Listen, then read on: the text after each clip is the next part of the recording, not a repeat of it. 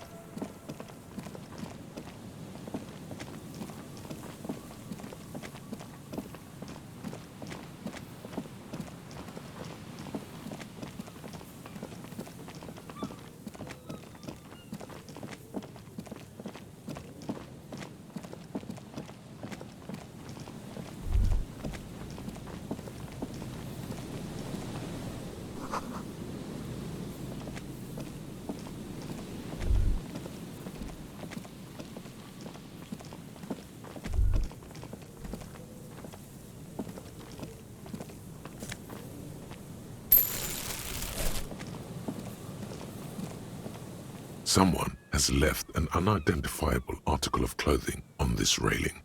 It smells really bad. The cloth, if you can still call it that, makes a soft crunching sound as you thrust your finger into it. It's streaked with dried seagull shit and tangled with pieces of seaweed. A dangling arm suggests that there might be a jacket beneath the crust of filth. It seems likely that it was left in the surf until someone laid it out on this fence to dry out. Unfortunately, that just seems to have stiffened it into a shapeless mass. Please tell me you're not taking that with you.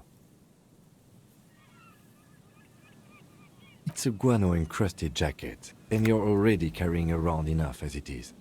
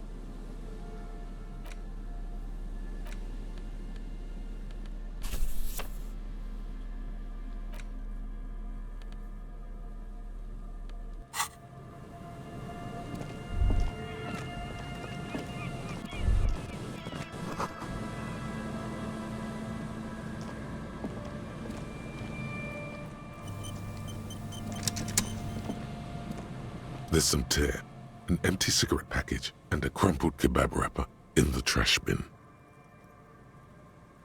2 empty bottles of Tallulah vodka and a can of black potent porter is all you find. A tragedy. He shakes his head with genuine sadness. Whoever tossed it here was a heavy smoker. The brand name reads Red Astra. Red Astra is the black market version of Astra cigarettes, known for their high tar content. You see traces of mayonnaise and ketchup on it, as well as a tomato wedge. The wrapper reads Shish Kebab Revachol. It's no older than a day or two. No mold yet. A man lies on the boardwalk, his limbs bent and neck turned at an unnatural angle. Right next to him is an empty bottle of spirits. In his cramped hand, a chewing gum wrapper. Hold on.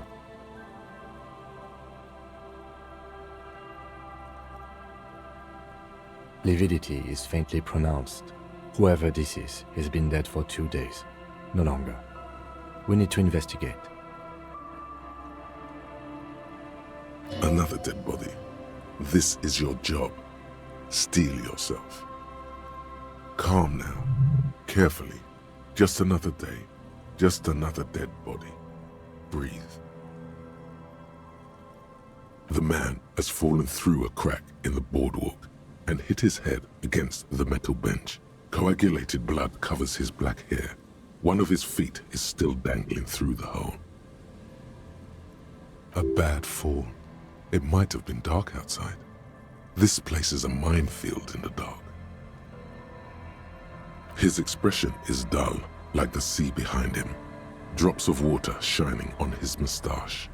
His eyes, empty and wide, look frightening in their frozen gaze.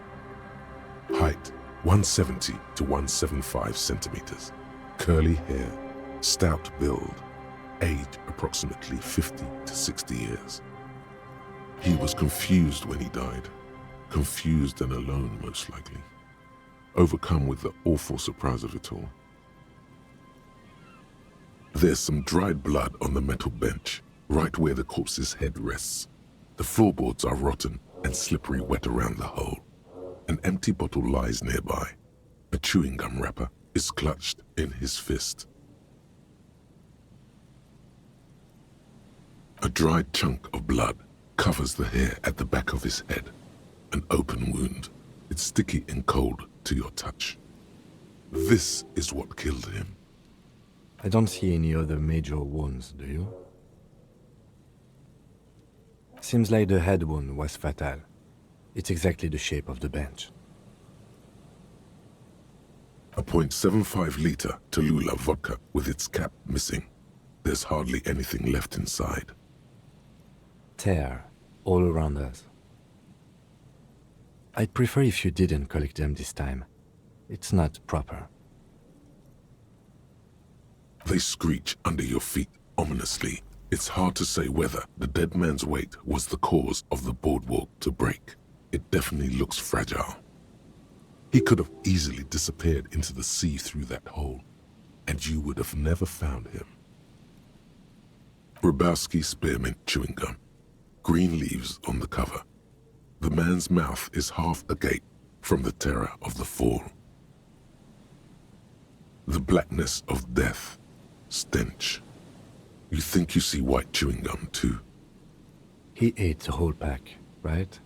It's to cover the smell of alcohol before going home. The worst thing is, I've seen it before. Almost the same scenario, even the chewing gum. It's always the same. In a ditch off a road below the 881, he thinks. A young father. Then he shakes his head to make the memory stop. The entire boardwalk creaks in the wind as you take a step back.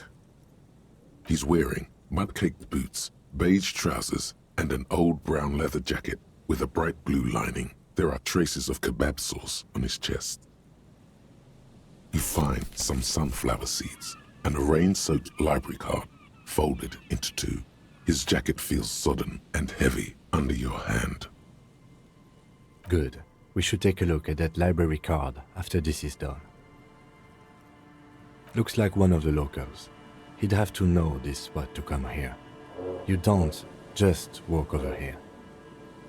But that's just a lazy assumption. What do you think?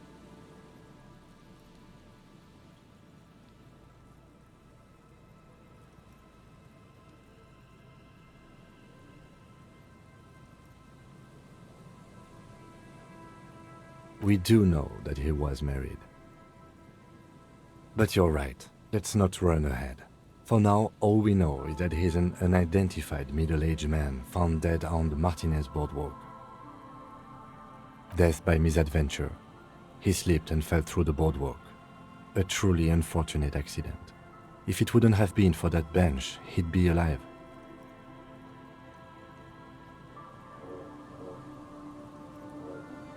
Oh yes. Some symptoms of acute alcohol poisoning could have definitely played a role here.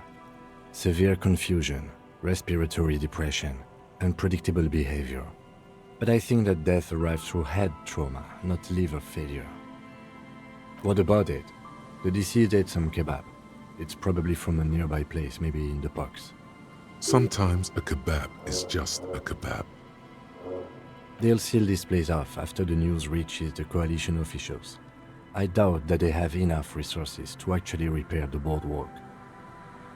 Not that sealing it off would keep anyone away. All it does is keep the city council's hands clean. It does seem to be a pretty straightforward misadventure, although there's still a question of identifying the body. From where I stand, I can see two options. We either take the case and follow the leads to identify the body on our own, Or we report back to the station and leave this for our colleagues to handle. A field autopsy isn't necessary if the cause of death doesn't appear to be criminal, and this looks like a simple accident to me. I'd say we should just write down head trauma in the autopsy report and leave it at that. It would save us at least 2 hours of unnecessary work.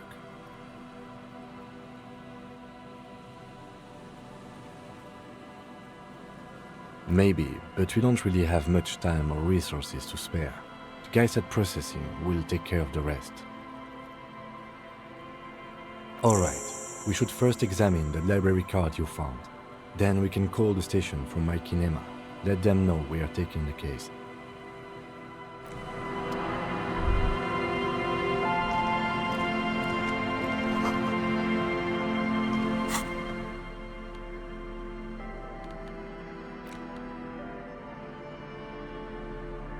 The library card is folded into two and still slightly wet to the touch. The front side reads, Central Jamrock Public Library Card, issued to Billy Mejean, expires July 53. Billy is a unisex name. Could be the deceased or his family member. If lost, please return the card to the library. Dial 005 02 55211 or visit us at Moreau Street, 78, Jamrock. Business hours, 900 to 1800. Good. We should give them a call from my kinema. See if we can learn anything about Billy Mejean. Whoever owns this card is an avid reader. You find a list of books written in blue pencil. Radio thriller. Stand a little less between me and the sun. The last one in the list is The Glinton Curve by M. Theobald. A library stamp indicates that the book has been returned. Most of these titles seem to be in the sci-fi genre. Some thrillers too.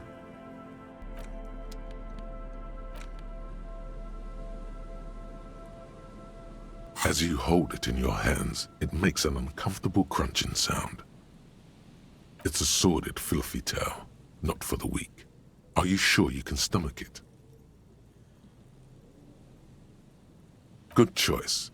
The less you think about the jacket, the better.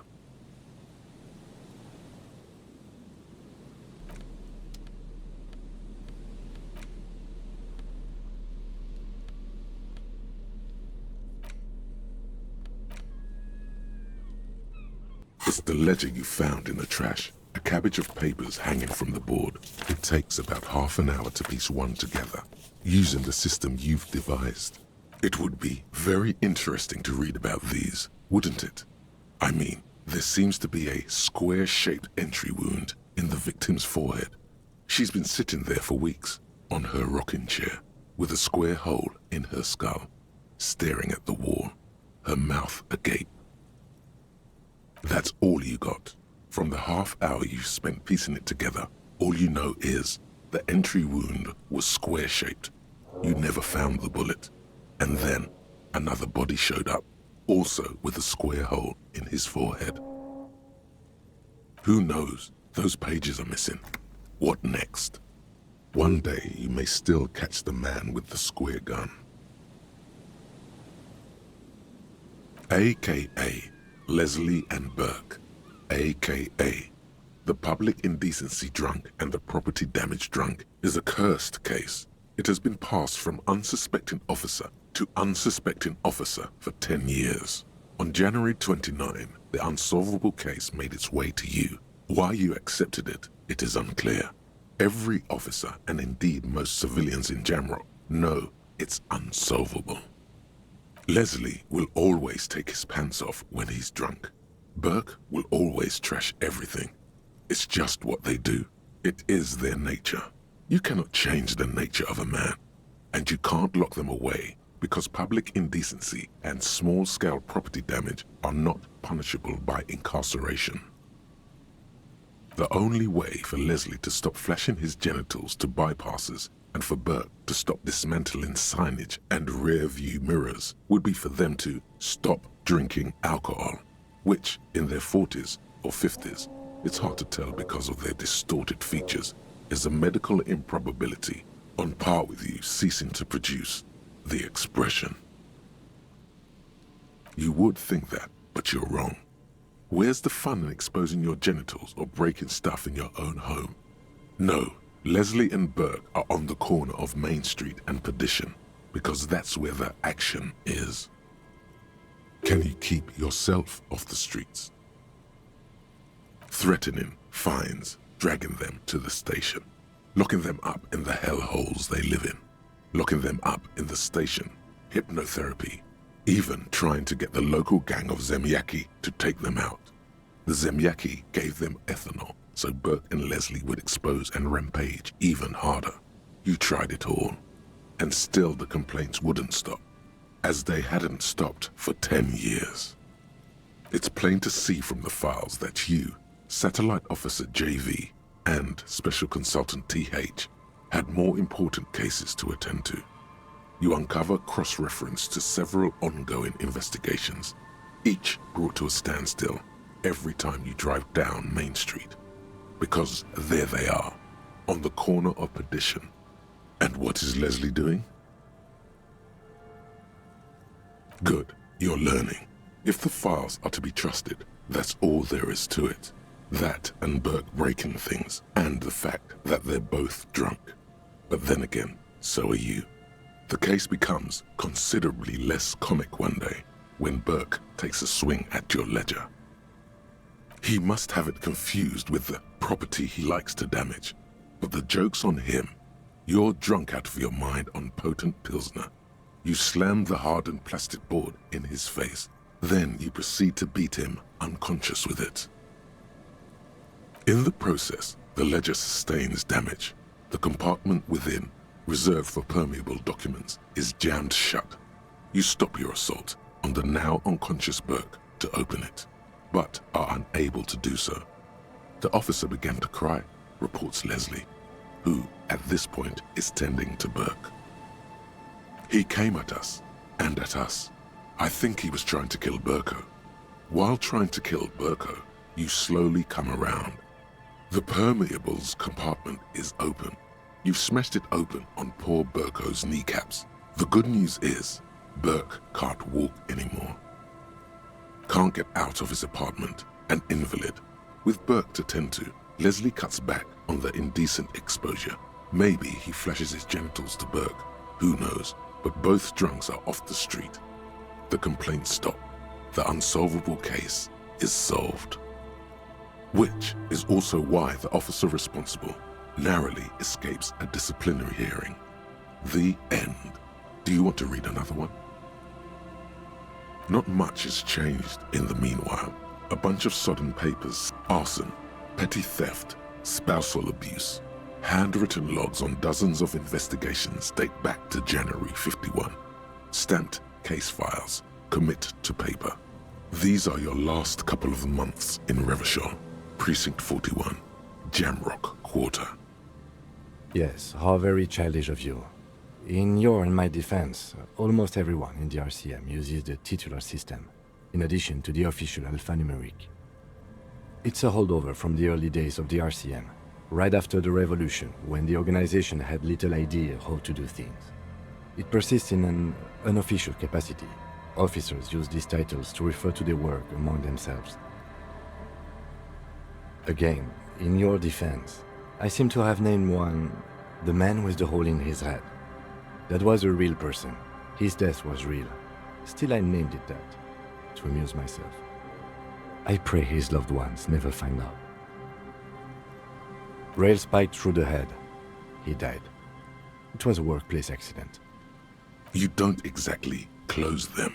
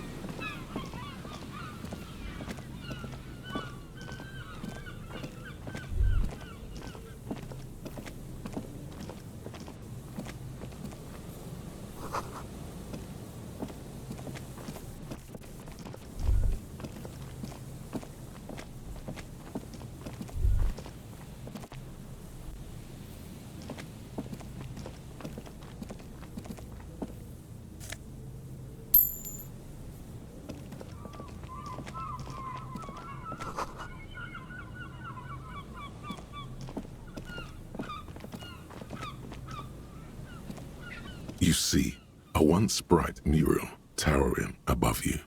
The signage has peeled off over the years, but you can still make out Feld Electrical R&D.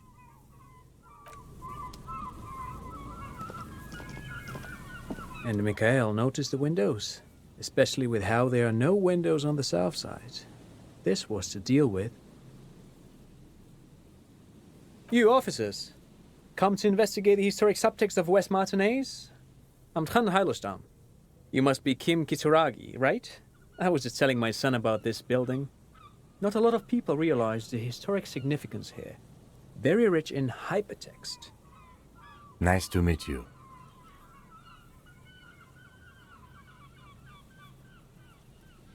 Yes, hypertext.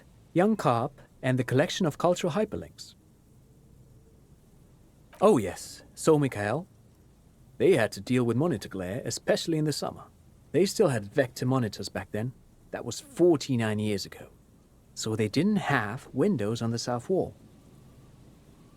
No, I can't say that we've met before, but I've heard of Kim, of course. Mikhail, say hi to the officers. Mikhail's a little tired today. We spent all night trying to run Orbis on his radio computer. Have you heard of it? It's a programming language used in Grad. Quite tricky, but he wanted to play this Grad-made adventure program. We've been getting really into Worms lately. The man speaks in the artificial cadence of a professor, or someone who's been on too many radio shows. But I assume you're not here for giant worms when there are so many real things to see. Just as I was telling Mikhail before, this is where the Coalition landed in '08. We could be standing on what is the most interesting landmark in Revachol West. This man is your half-brother. You feel it. But why? Well, get a load of this guy. He really enjoys his trivia. The Orbis programming language was named after its inventor, Victor Orbis, a cybernetician from Grad. They run Vox in the Occidental countries. Aha! But it's not just any empty old building. What not a lot of people know is this used to be the R&D department of Feld Electrical. And Feld, which now sells ink cartridges mostly, was once a top dog in the turn-of-the-century cybernetics boom. It looks old and weathered, with seagulls picking apart its stone and metal carcass. Bushy undergrowth has taken hold of the collapsed rooftop. Some kind of bird has set up a nest on a broken windowsill. That's not surprising. Only a vestigial ink cartridge and ferrotape manufacturer remains. They started out as a midway electronics outfit in Königstein 2 centuries ago. After an aggressive move to Revachol, Feld became a global player in the emerging personal electronics market of the pre-revolutionary era. Still, Tricentennial was beating them in business machines. But Feld had an ace up their sleeve, or should I say they were developing an ace up their sleeve? I'm mixing my metaphors here. It was here in Martinez, possibly in this very building, that they developed prototypes for a tape computer. An elegant folding mechanism of rollers and ferrotape ribbons, portable enough to be a take-it-home solution, revolutionizing business machines, possibly even bringing them to the average consumer, which is a feat of engineering even today's giants, Rehm, ICN and ZAM, haven't achieved yet. Indeed. What? The revolution! Unfortunately, their moonshot project never made it to the market. Feld's move to Revachol backfired. The revolutionary government liquefied their assets and expropriated those very advanced prototypes, possibly from this very building, or one of the adjacent ruins. All of this was built by Feld, even the boardwalk. Wild Pines built Martinez proper as a resort for their middle management. Feld built this side of town for R&D.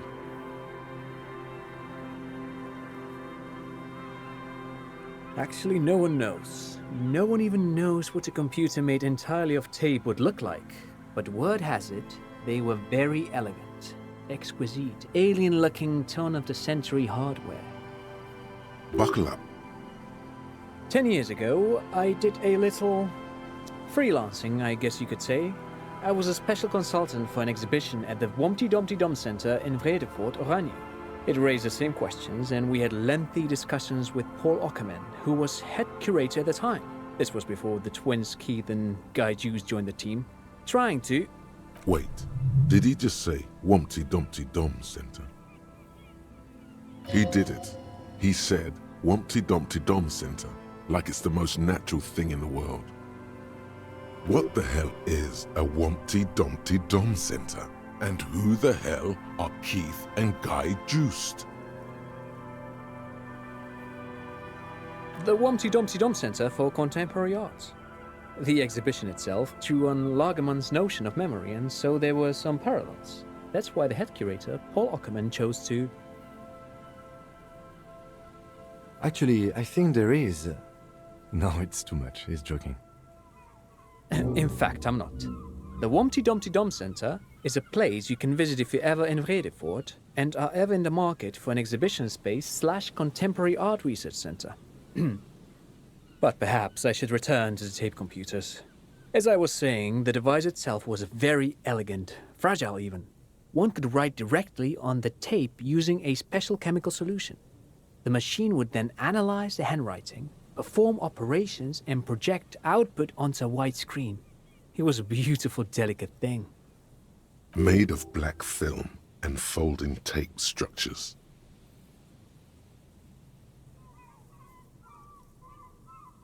Even one would be very useful. Though I understand the socio-economic causes of the revolution, it pains me to imagine the revolutionaries setting fire to the precious device. But so they did. The Feld playback experiment vanished into the fires of '07. Yes, the official name of the prototype. Some sources report it as the Feld Playback Experience, but those are incorrect. Who knows? Maybe it was an accident, or maybe they didn't want the technology to end up in the wrong hands. Either way, they're all gone now. All 3 versions of the prototype. Nothing but debris and ashes remain inside that building. Oh, I'm afraid it didn't end well for the boys. But this story is a bit too dark for little Mikhail here. Now, if you were to ask about tape computers... Wait, is he saying that we should just bypass the excesses of the revolution?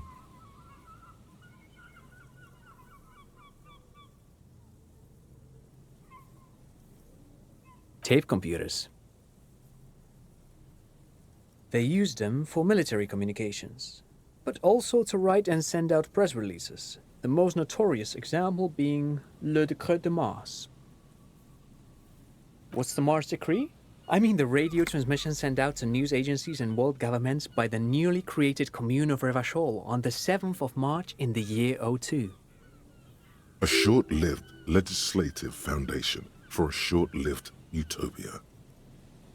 It's a beautiful piece of text, actually. A singer-songwriter I know, Charette, called it a love poem to Revachol on her political concept album, Bon Baiser dans le Lind. You should read it. Every local library in Revachol stocks a copy of the decree. I tried to get Mikhail to memorize it. Tried to. Someone was much too interested in worms to be paying any attention. Yes, they even built a pleasure wheel, but that got destroyed in the war. A pleasure wheel? Perhaps reminded of a childhood memory. It's clear he would prefer there were a big wheel lighting up the coast. Yes, to lure in their star engineers. This part of Martinaise was nothing but reeds before Feld arrived. They had to make the prospect of living here attractive. It was supposed to become a global center for innovation in cybernetics. But history had other plans. But of course, what else?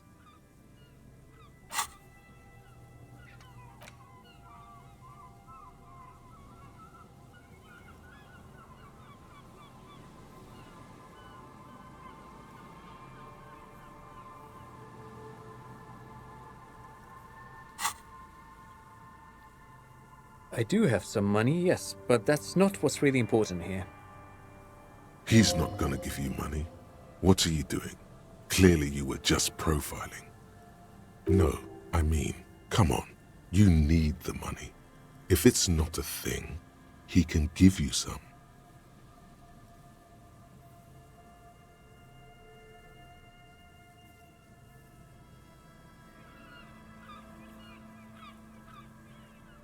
Oh no, I don't have it on me, officer. I was talking in more general terms. I'm just spending time with my kid here, showing him around the lesser-known parts of our hometown. It wouldn't be wise to carry huge amounts of cash on such expeditions. No, thanks to you for having me and little Mikael here to pick your brain. A very interesting conversation indeed. Pick your brain? If anything, this was rather one-sided. He did the talking. Whatever.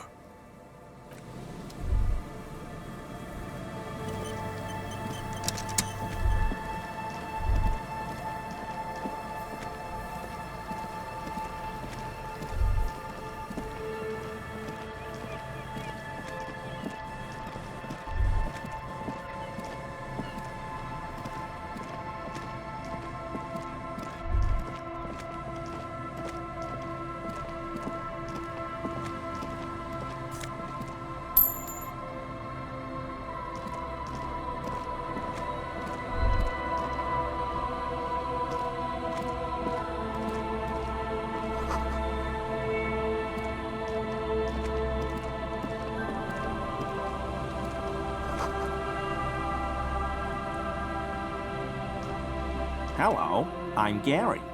How do you do, officer? Yellow man. I mean, officer. The lieutenant raises his eyebrows slightly and takes out his notebook. I'm just waiting for my friend Morel to finish up with his insect traps so we can return to civilization. I like nature, just not this bloody coast. It's mostly drunks and degenerates that come here. Degenerates? This man respects authority too much. To see the truth inscribed upon thine own visage.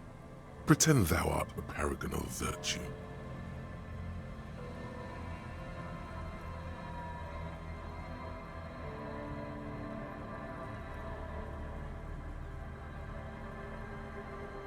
I've been tempted on occasion, but someone has to stay strong for Revacol.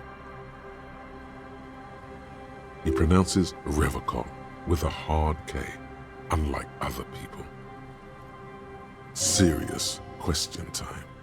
This man is no innocent. No one is.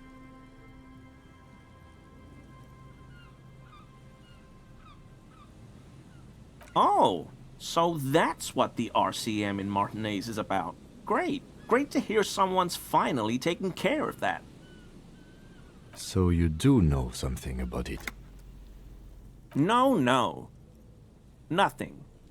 He was some kind of mercenary. But everyone here knows that. I'm just glad to hear you're looking into it. That's all. He didn't kill him or anything, but there's something going on here. I like to pronounce it the hard way. The old way. The Vespertine way. The stupid way? He winks at you, trying to relay some hidden message, inviting you to mispronounce it too, perhaps. It's odd. It's a secret rite, a very fringe nationalist handshake, probably. Not many Sealites here, or anywhere, other than Sail. I meant no offense, truly. Do you remember how, when we met Measurehead and I said the next racist will be a really good one?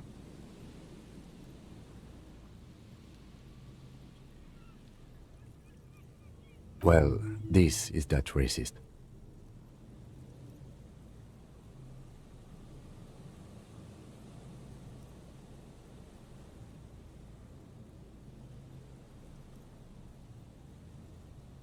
Hey, man, all I meant was there are not many Sealites around here.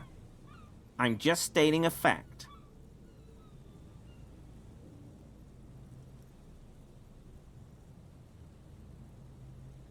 Oh, yes, of course he is. I was just speaking about his connections. Let's change the subject, okay? No. I help Morel with research sometimes, and I've learned some things along the way, but I don't usually go in for picnics like this on my own. After all this time with Morel, he must have an opinion on cryptids. This could lead to a good one. Oh, yes, the burning rhino. Morel doubts he's real, but I don't much care, because I won't be the one looking for him out in Safra Serai. A rhinoceros that looks ordinary during the day, but burns brightly by night. Well, at least the males do. The flames are not just for decoration. They are an integral part of the beast's mating behavior. During the burning rhino's mating season, herds of male rhinos, all aflame, encircle herds of female rhinos, forming a fiery ring as they begin to copulate loudly. Local peasants call it the passion ring. They fear the rhinos, as perhaps they should. Anyway. The lieutenant sighs without looking up from his notes. It's clear the burning rhino is dear to him on many levels, some even spiritual.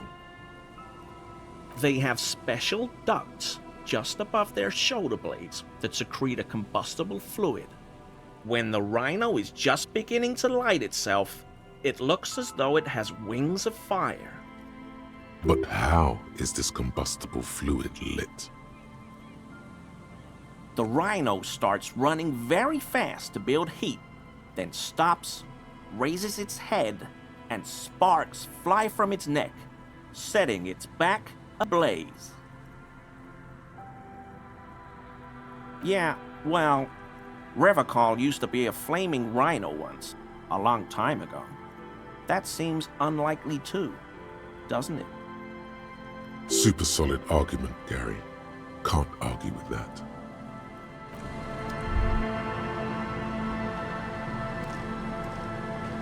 Here we go.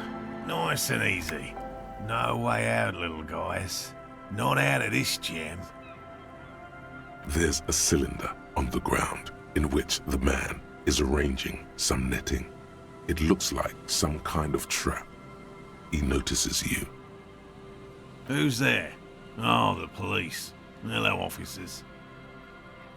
To what do I owe the pleasure? That's sarcasm. He takes no pleasure from your appearance. Oh no, it's all right. I'm just busy. What's this about? Of course. Thank you for passing along the message. That damn water lock is broken, and we can't go all the way around the 881.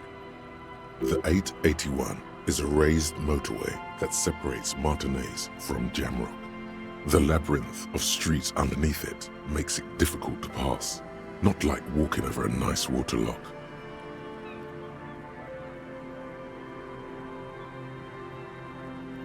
Oh, good. We should really be getting back. Gary could use a hot shower and a warm bed. Did he say we can go back now? Yes, Gary! We can go soon! If you see Lena, tell her I won't be long. Sir, your wife is waiting for you. I just have to do one more round. See if the phasmid has taken the bait. Then we're going. And I'm eager to return to her, I assure you. But I can't leave before we finish with these traps. My wife understands that just as well as anyone. Come on, Morel. We've been soaking out here for days. It's time to go back. And leave the traps? Absolutely not.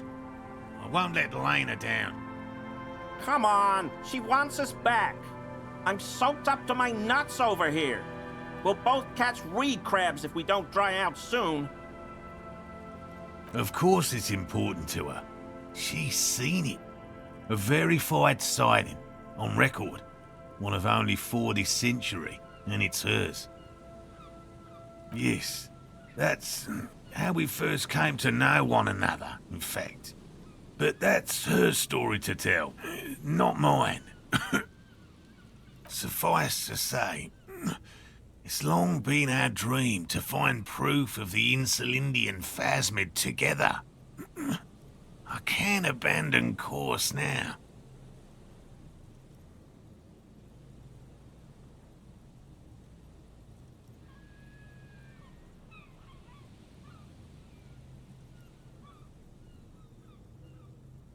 Give up after we've come so far? Not a chance. I could go for some trap setting.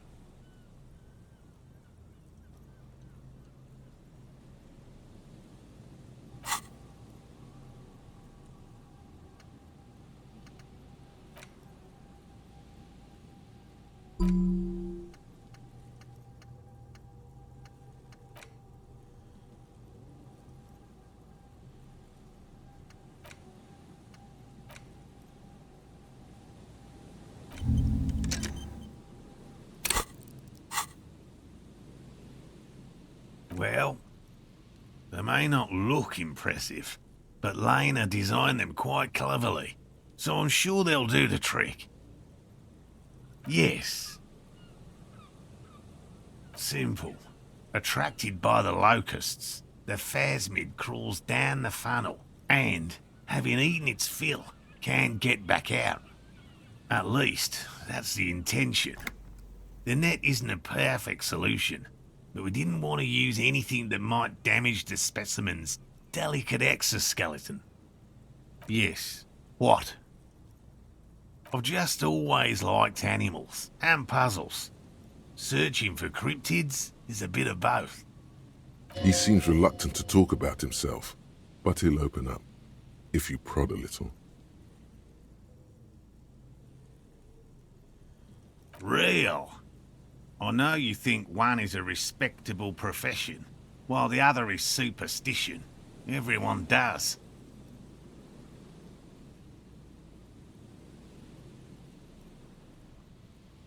My methods are the same as those of other scientists. I simply draw upon a wider variety of evidence, and I have more hope that something truly surprising might happen. No, as I said, I have yet to catch a cryptid, although I have come close. Close enough to keep trying. Everything from forgotten regional lore to newspaper accounts, like the one that brought us here, to look for the phasmid. I keep a very open mind. He's interested in things that people believe that scientists don't. Most establishment scientists only care about reputation and remuneration, not real research, and certainly not the truth. They're a cowardly lot, and both the field and basement archives can be dangerous places. Yes? Well, first of all, it's damn difficult to find, which is why we've been knee-deep in the reeds laying traps for it. I'm expecting it to be quite giant. One known species of phasmid, called the Megaphasmodea zoensis, is about the size of a grown man's forearm, so, good question. Being a phasmid of the order Phantasmodea, a ghost insect, it disguises itself as plant matter. In this case, the reeds. Awful lot of reeds around, aren't there? And I suspect it may have also developed other specialised techniques to protect itself from predators, or scientists in our present case. It's my hypothesis that it has evolved certain electrochemical defences that allow it to interfere with animal perception, impeding pattern recognition, confusing the visual cortex. But I cannot describe how these defences work, much less how they evolved, without studying a live specimen. A ghost insect, he said? These people are looking for a ghost. No, that is precisely what we're not. We are zoological specialists, looking for an extant species of phasmid. Very little, I'm sorry to say. No one's ever captured a specimen, so all our information is based on first and third-hand accounts. Not yet. That's what makes it a cryptid. Just out of curiosity, if there's no proof of its existence, how do you know it's real? I know it's real. It's clear that his obsession with the phasmid is driven by something more than the pure pursuit of scientific advancement. By which I mean, I've heard enough first-hand accounts to believe quite firmly that the Insulindian phasmid is more than mere superstition. Yes, the most recent sighting was by a couple of teenagers along the coast here. That's what brought us to Martinez specifically. It's the first credible sighting in several decades.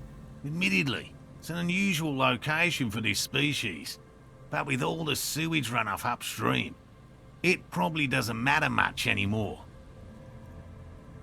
I have to resist the thought such an extraordinary creature is doubtlessly highly resilient.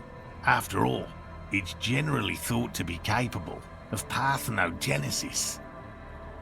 He means asexual reproduction. The females of the species don't need to mate to produce viable eggs. This makes it easier for a species with a small population to survive. Nature does not concern herself with ethical propositions. As a scientist, my interest is strictly dispassionate. I didn't expect you to take such an interest in our work here, officer.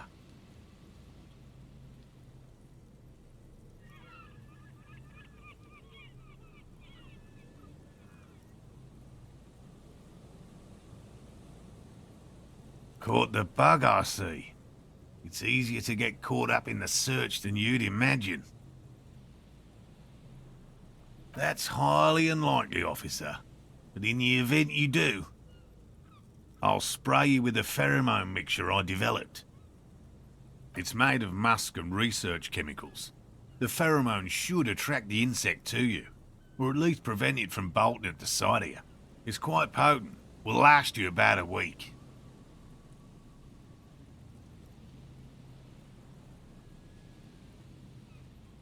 Wise choice. I hope you're not buying this. He dispenses it without letting you touch the canister, so it would be precious like holy water. It is precious. A single dose cost me 50 real to develop. Not that I expect you to understand self-financing one's own research. There are 4 in total. One is to the south, on this little peninsula, by the boathouses there. It's very near. Another we set in Land's End, to the northeast. It's behind a small sand dune there, on your way to the old radio tower, after the church. The third is set near the canal, where you crossed, by a concrete slab. A big thicket of reeds going up the slope, and among them, you should check at least one of those before returning to this one, since I just said it. This one's more of a technicality, but still, better safe and stupid than sorry. Right, which means you two can pack up and go back to the whirling. Whatever he thinks about this detour, it's clear that these men are exhausted and in need of assistance. Finally, someone's talking sense. Thank you for your help. Gary and I will start breaking down camp. If you have any more questions, now's the time to ask. We'll be gone once you get to it. If it's more cryptid-related business you want to discuss, you'll have time for that later too. But what if the information is vital? On the hunt. All right. What cryptids precisely? I usually discuss these things with specialists, so I don't know what. We would have to discuss. He wants to say, but decides against it, since you've offered to help. You need to ask him about specific cryptids. Cryptids you've heard about from Lena. or his friend Gary, he won't just talk.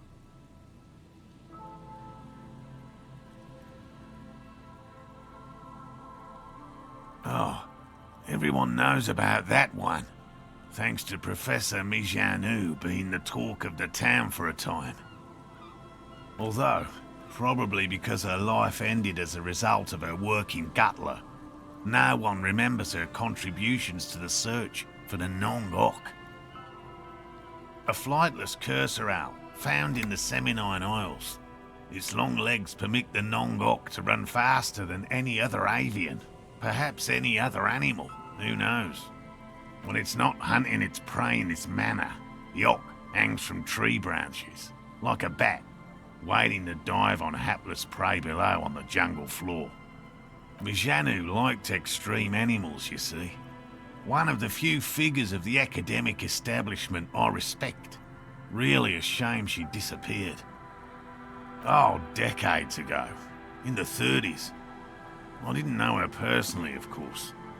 The chasm of academic pretension still stood before us, even though she had unusual courage for someone from the other side. By all means.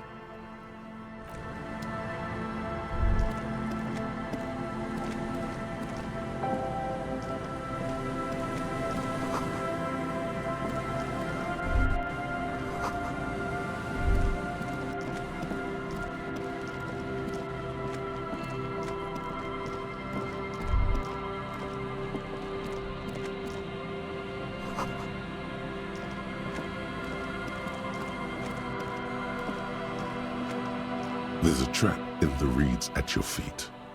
Looks like the same one you saw Morel set before. Same mesh, same wiring. Behind you, the ruins of a residential building loom over the reeds. They whisper amongst themselves. Confidentially, snowflakes cling to their shivering stems. Locusts are crawling around in the trap, confused but uneaten. You see no carnivorous reed phasmid gorging on them. Big surprise. Anyway, 1 down, 3 to go.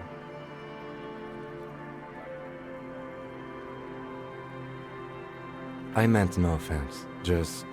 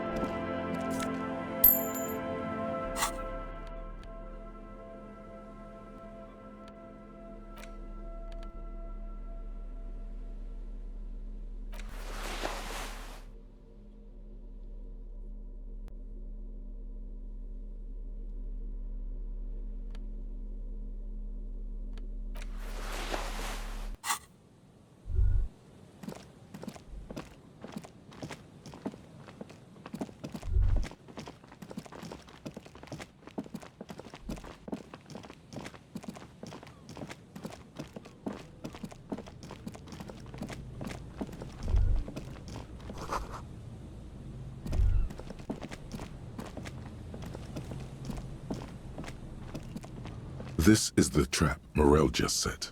Checking it over, he said, is just a technicality. But the reeds by the abandoned campsite sway and tremble while the snow falls all around. This trap is also full of panicked locusts. No sign of any cryptozoological beast inside. Another empty trap.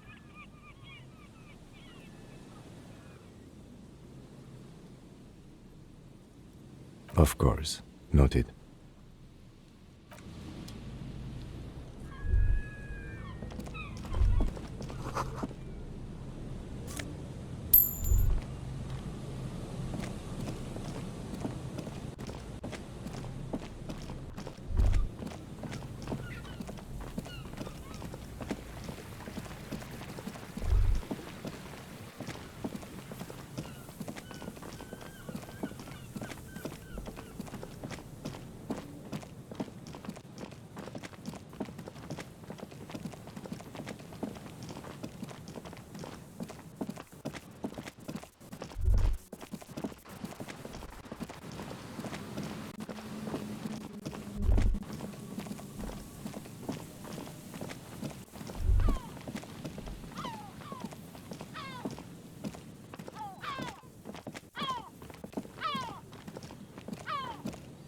This trap's not too hard to spot, once you know what to look for. Keeping it hidden has not been a priority for the cryptozoologist.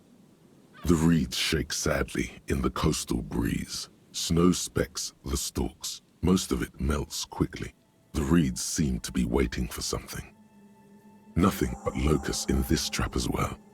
Definitely no cryptozoological monstrosity. Empty as all of them. One more of these and we are done. Of course. Noted.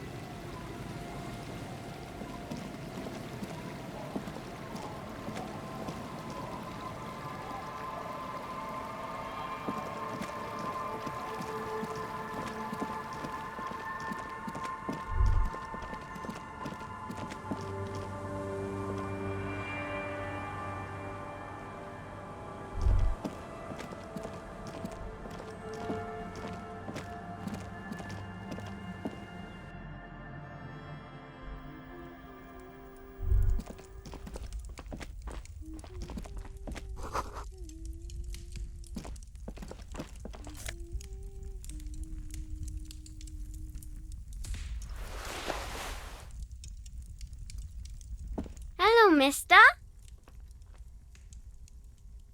She clutches a small stuffed animal.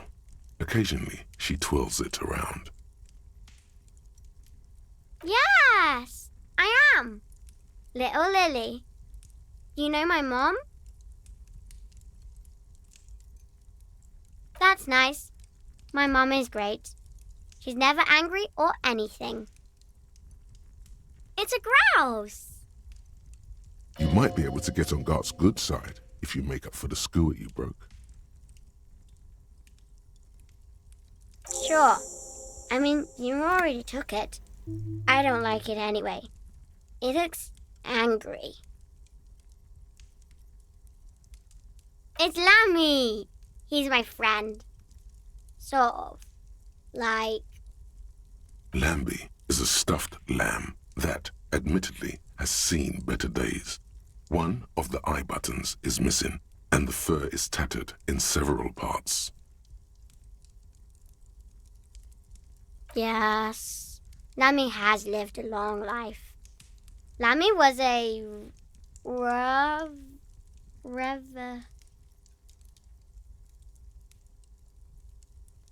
No! That's not it! You know where you are, Lammy? I think she means revolutionary. Yes! Lammy was a revolutionary. Bye!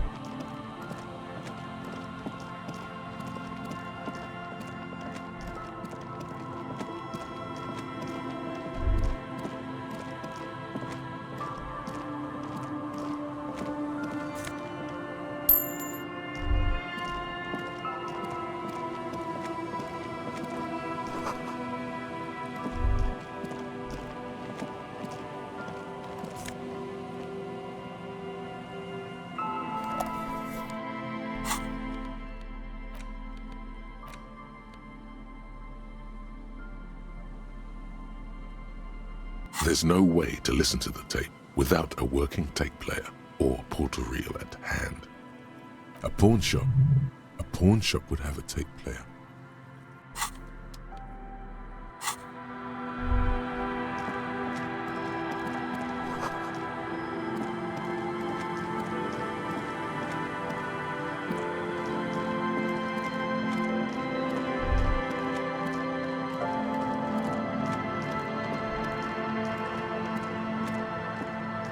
It takes you a moment, but finally, the reeds bend forlornly toward the sand.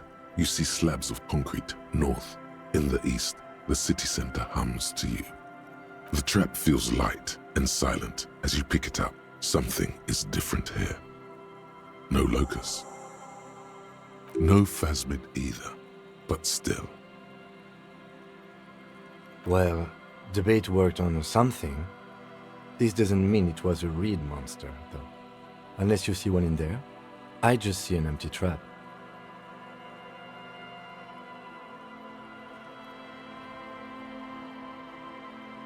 Good, good. We should be courteous and tell the cryptozoologist that one of their traps was empty, but then we can get back to our assignment here.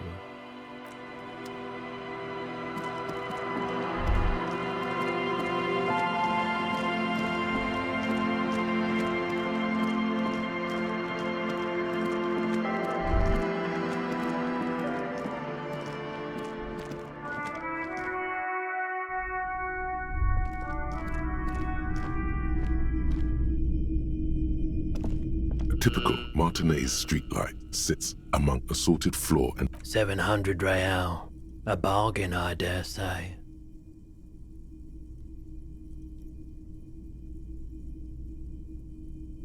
There's also the matter of rewiring, but the most important transformation is the light's placement among ordinary indoor fixtures, which has adjusted its morphological field.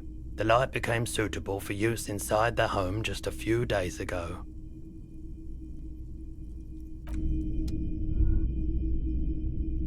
the boomboxes wait on the shelves.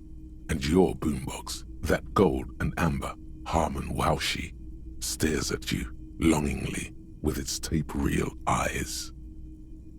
Is the Harmon Waushi W2, made in Vespa, designed in Seoul, plays all reel-to-reel formats, 2mm, 8mm, 12mm. It's even got a little radio in there. It'll set you back 12 real.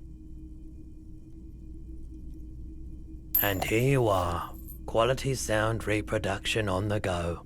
It'll play anything, wherever, turn any tape into a conversation of sounds and shapes. Hello, hello. Let me know if I can help you with anything. Of course. It's in working order still, isn't it? Just pick your tape and set it spinning. It all starts with the tape. Sure, let me have a look. Anything else you're thinking of selling?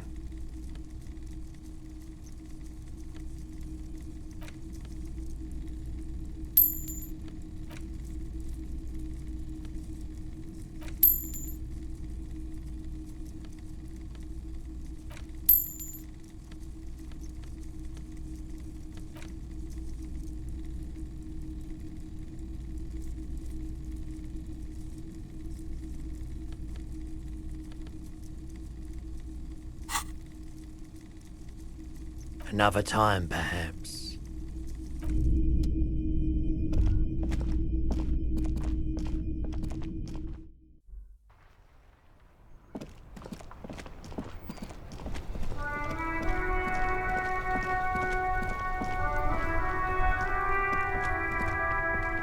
Inside, you see a set of steering levers, a radio microphone. This is Precinct 57. How may I assist you? One moment. Can you please describe the body? Age, sex, cause of death?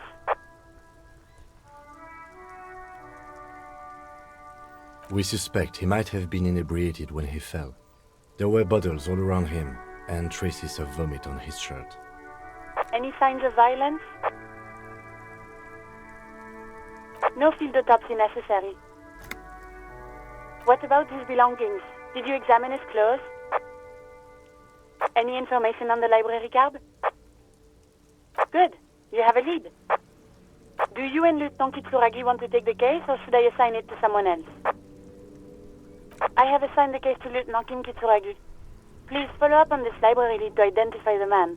We'll send someone to take the body to the morgue. That's all for now. Thank you for reporting in. Is there anything else I can do for you?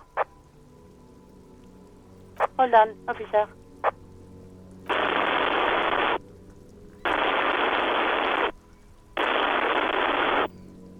I've got Central Jamrock Public Library on the line, and I've already introduced you to their librarian. Connecting the call in 2, 1. Yes, this is Central Jamrock Public Library here.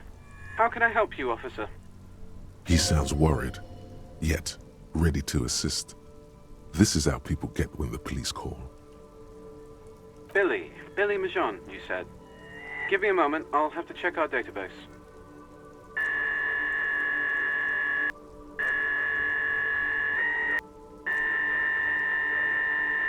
Yes, hello, are you still there? I found Billy Majon's home address, is that alright?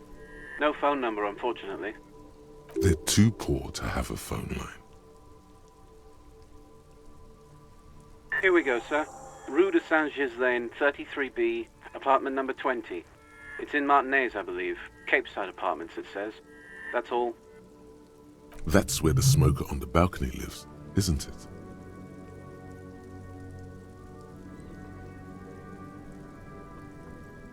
It says here that they returned their last book just a few days ago, but I wasn't at work that day.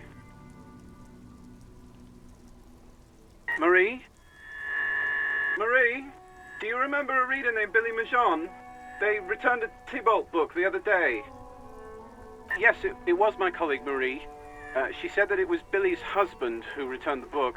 He also asked for this new sci-fi release, Lowe's Radio City 87, but we don't have it yet. Good. You have a name now.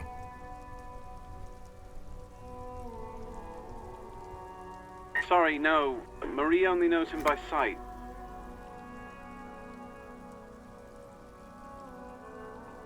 Marie! She said it was an older man, and that she's pretty sure he'd had a drink or two the last time she saw him. 1 second. Sorry, Marie wasn't really paying any attention to that. Happy we could help. Goodbye, officer. Anything else you need from me? Just a moment, officer. 10-4, come in, officer. Over. 10-4, sir, glad to hear that. I'll write down that there is no need to issue a new one to you then. Over. 10-4, sir. Sorry, but I'm under orders to give a negative to request for personal information. Over. 10-4. Anything else, sir? Over. Roger that. 10-10. Over and out.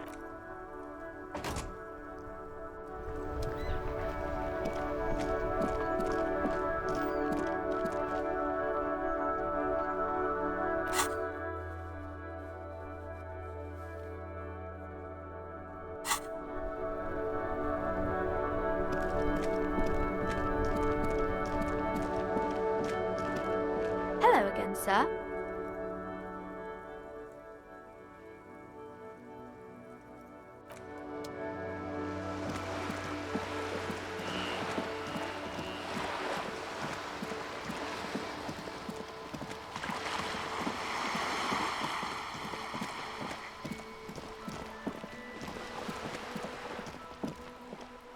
Hello again, officers.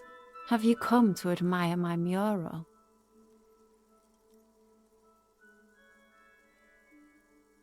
What do I care about some fucking tin eggshells? Ugh, alright, sad piggy. I'll give you this one. I saw a little girl in the fishing village running around with military-grade handwear. Looked cute as hell. Could that girl have been little Lily? It's not a bad place to start. Could have been her. Small kid, with giant white armored hands. If you've seen one of them, you've seen them all. There weren't any other small girls in the village.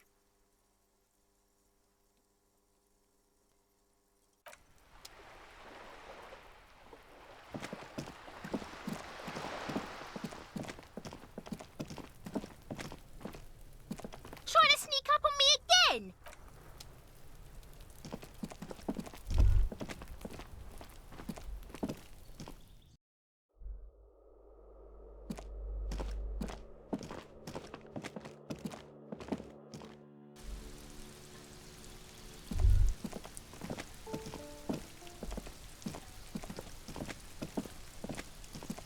A weathered brown door.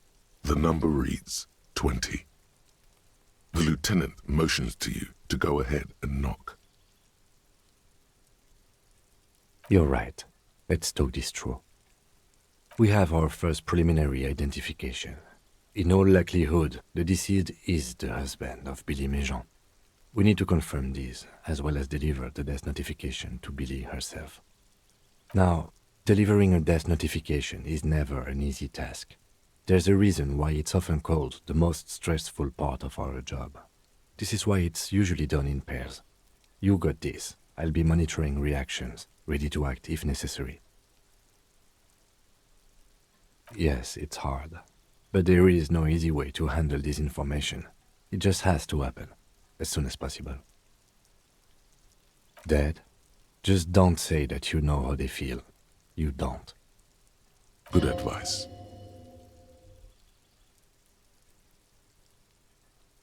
The lieutenant motions towards the door. Hello? Who is it? The police. A moment, please give us a moment. There's fear in her voice. Come in, the door is open.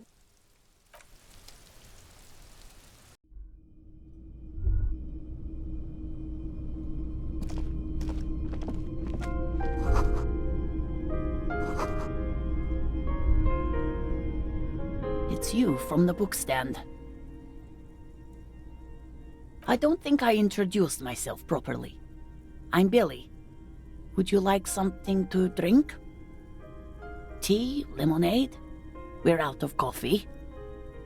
The lieutenant has taken off his foggy glasses and is busy cleaning them in his handkerchief for now. You're on your own here. Condensation from stepping inside. He must feel vulnerable without his glasses. Is this why he's letting you take the lead? Is this about Victor, my husband? Is he in some kind of trouble again? I can come pick him up in the station if that's what. No, this is something much worse. Is he in a hospital? How bad is it? How about some small talk before you break the news?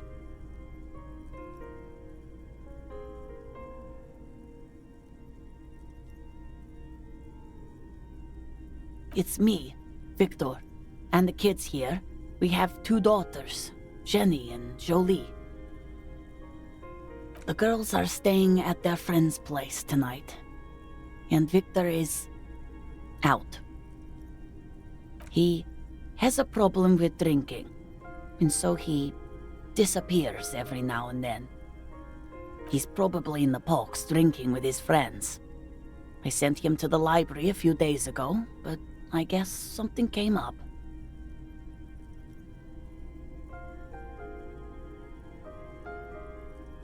Oh, it's in Jamrock.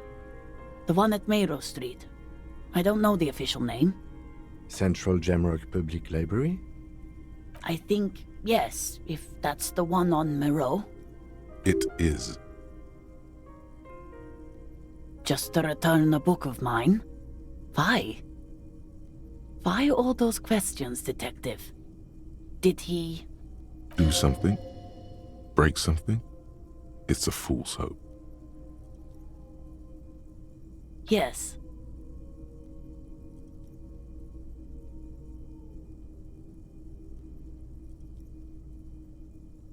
She folds her hands across her chest. don't want to.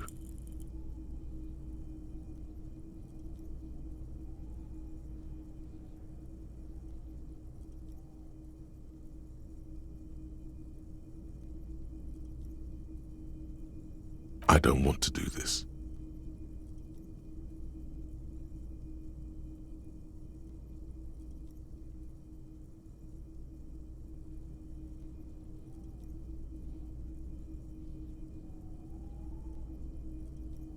Do what? Officer. Too late. You ruined it. Just say it now.